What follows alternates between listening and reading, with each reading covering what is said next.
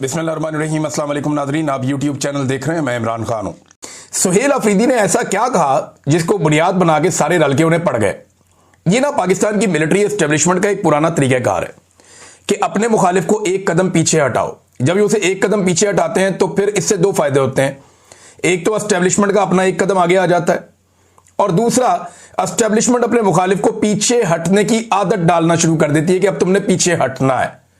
तो पहला कदम जिसने पीछे हटा लिया उसका बेड़ा गर्क हो गया। यह पाकिस्तान की एस्टेब्लिशमेंट का तरीका वारदात है। अब इसमें सुहेल अफरीदी काफी अरसे दिन के काबू नहीं आ रहा, और यह शख्स जानता है कि दुखती रग कहां पे है, मुझे किस जगह पे हिट करना है। यह शख्स इतना जानता है। देखिए, 5 मरतबा यह बंदा गया अपने लीडर को मिलने के लिए अडयाला जेल में, क्योंकि मैंडेट उसका है।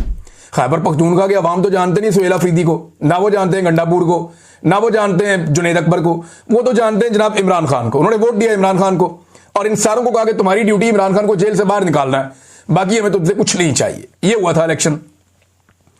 अब ये बंदा जाके अपने लीडर को मिलना चाहता है, उससे विजन लेना चाहता है कि जनाब आपका मैंडेट है, बताएं सूबा कैसे चलाना है। 5 मरतबा वो आदमी अपने सूबे से निकलता है, अदालती अहकामात साथ लेता है। खुले अदालती अहकामात के बावजूद उस शख्स की उसके लीडर से मुलाकात नहीं करवाई जाती, बल्कि एक एसएचओ लेवल का आदमी उसे वहां पर रोक लेता है, और रोक के उसको हर मरतबा बेइज्जत करके वापस भेज देते हैं। अब ये तो सबको मंजूर है, लेकिन सुहेल अफरीदी ने जब कुछ चीजें बताई तो वो उन्हें मंजूर नहीं है। देखिए, हुआ यह कि खैबर पख्तूनख्वा में ना बहुत सारे मिलिट्री ऑपरेशंस हुए हैं। ये जितने भी मिलिट्री ऑपरेशंस होते हैं ना, इनके अंदर बहुत सारी ऐसी चीजें होती हैं जिनसे हमेशा हर मिलिट्री जान छुड़ाना चाहती है। जब भी आप कहीं पे मिलिट्री ऑपरेशन करेंगे, जितनी मर्जी अच्छी फौज हो, वो कोई ना कोई गांध जरूर मारेगी। ये बलूचिस्तान में हुआ। बलूचिस्तान के लोगों को आज भी शिकवा है। जो अकबर बुक्टी का मामला था वो क्या था, एक डॉक्टर के साथ रेप का मामला था, वहां से मामला सारा उठा था। इसी तरह खैबर पख्तूनख्वा में जब ऑपरेशन हुए हैं तो वहां पे लोगों को बेशुमार शिकायत है, और बहुत सारी मैं जानता हूं, लेकिन हम इसके ऊपर बात नहीं करते। देखिए, जितने भी सियासतदान होते हैं ना, या जो अलीट के लोग होते हैं, जो हुकूमतों के अंदर आते हैं, उनके बहुत बड़े बड़े स्टेक होते हैं सिस्टम के अंदर। उन स्टेक्स की वजह से वो लोग बहुत सारी बातें पी जाते हैं, या बहुत सारी बातें जो करने की होती हैं वो नहीं करते।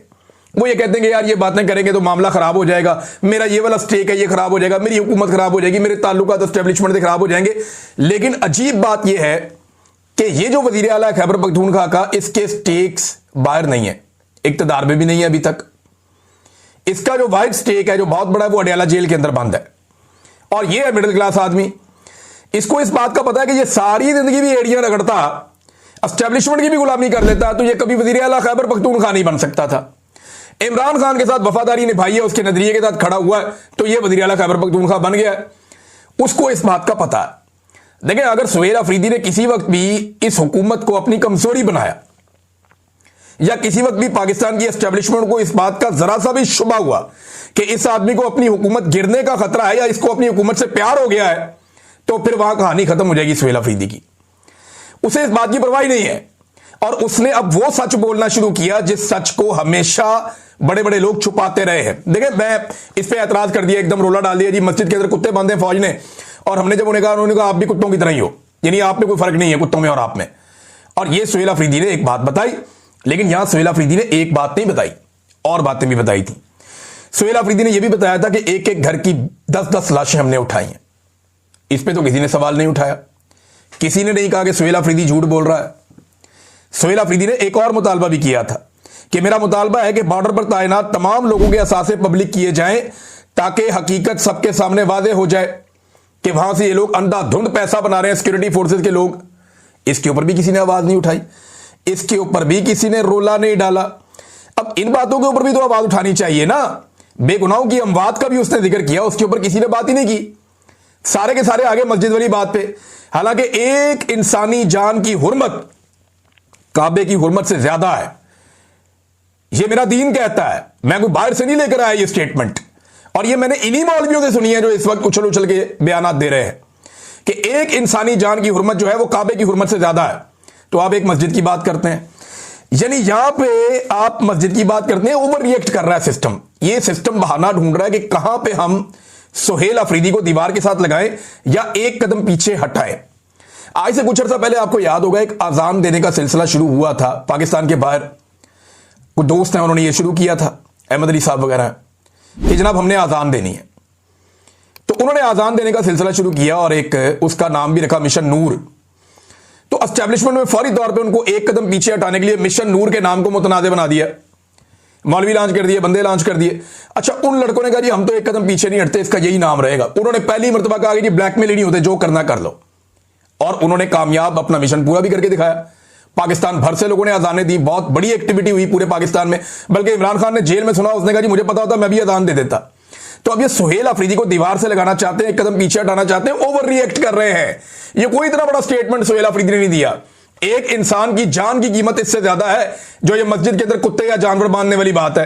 और अभी मैं आपको बताऊंगा कि उसके सबूत अब सामने आना शुरू हो गए, लोग उस पर बात करना शुरू हो गए। ये ओवर रिएक्ट कर रहे थे ना। इस मुल्क में जजों के कमरों के अंदर कैमरे लग गए कि उनकी और उनकी जो फैमिली है, इनके जो खलबत के लम्हात है उनको फिल्मा दिया जाए। पार्लियामेंट और पार्लियामेंट लॉजेस के ऊपर कब्जे हो गए। यहां पे चढ़ दौड़े नकाब पोश, यहां पे हजारों चादर और चार दीवारियों का तकद्दुस पामाल हो गया। इंसानों की जबरी तौर पे गुमशुदगियों का एक लामुतनाही सिलसिला जारी है बड़े लंबे अरसे से। निहत्ते इंसानों पर गोलियां बरसाकर बार बार लाशें बिछाई गई इस मुल्क के अंदर। औरतों को सड़कों पर घसीटा गया, गालियां दी गई, धमकियां दी गई, बहन बेटियों और बहुओं को अगवा किया गया सिर्फ एक अस्करी आईनी तरमीम के लिए।